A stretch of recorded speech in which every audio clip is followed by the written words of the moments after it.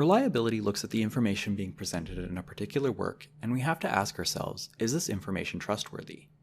Some of the things you should consider when looking at the reliability of a resource is what kind of information is included in the resource. Is the content of the resource primarily opinion, and is it balanced?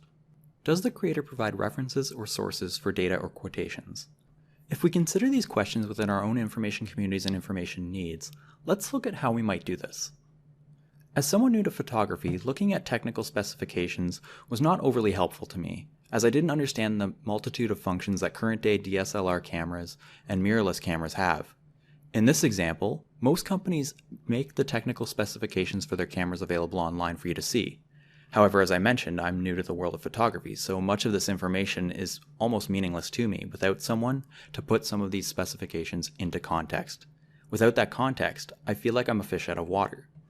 For that reason, I use product reviews and opinion videos by people I felt were experts in the field, and we'll talk more about authority and expertise and how to identify that in the next video. In this example, I relied heavily on the expertise of other people providing reviews and their opinions of various cameras that I was interested in for purchasing. If I am consuming information, I want that information to be reliable and well researched. For example, the Canon SL3 reviewers would comment on specific camera specifications, such as the 24 megapixel APS-C sensor, which as a beginner doesn't mean a whole lot to me. But these reviewers would discuss what that means and whether or not that was good, and at the time of the creation of the video, that sensor was found in similar higher grade cameras being produced by Canon. Similarly, they would talk about the lens mounts and what they mean for the user. In the case of the SL3, it was a full EF mount, meaning that this camera had access to almost the entire lineup of lenses and third-party lenses available for that camera. And this is something that the Canon M50 does not do without an additional adapter being required.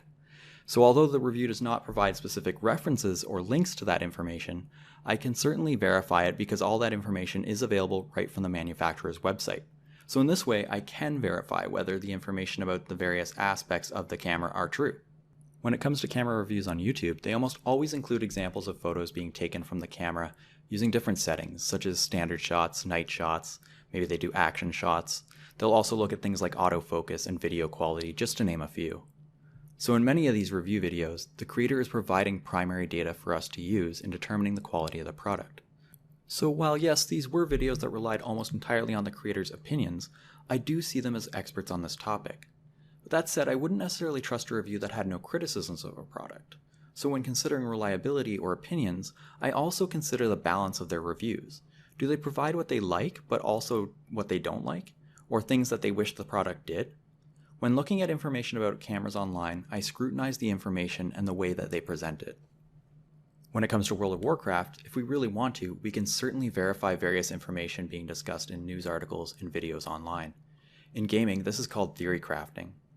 Theory craft or theory crafting is the mathematical analysis of game mechanics, usually in video games, to discover optimal strategies and tactics. Let's have a look at one such example that I sometimes use to verify whether a video or article I am reading is reliable. One place that I find this kind of information is in community-specific discords. In this example, we can see the author has put a lot of effort into calculating various information within this spreadsheet. Again, this is complicated, so I don't expect everyone to know exactly what we're looking at here. But the author provides the data in a spreadsheet that others can use, look at, and test to ensure that both the data and the calculations in the spreadsheet are correct, and can do this within the game itself. This in a nutshell is theory crafting. And this is extremely important if we look at something like our previous search. Depending on our information needs, having someone outline the most optimal gear available to us, we can actually use some of these secondary tools like spreadsheets to verify based on item statistics which are the best pieces to get. So when it comes to the reliability of information I find on websites like Wowhead for gaming, theory crafting and spreadsheets allow me to verify the reliability of that information. Although in some cases these guides are the author's opinions on the topic of what gear is best or most optimal, in most cases, the spreadsheet data can be used to assess the reliability of the information in these articles, guides, and online videos. So when you're thinking about your own information community or information need, do you ever consider the reliability of the information you're looking at? Consider those questions I outlined earlier and apply them to your own information community. What kind of information is included in the resource?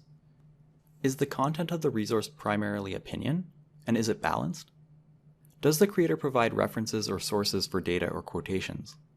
Please use the discussion board space to consider those questions and share your own experience with reliability within your information community or information need.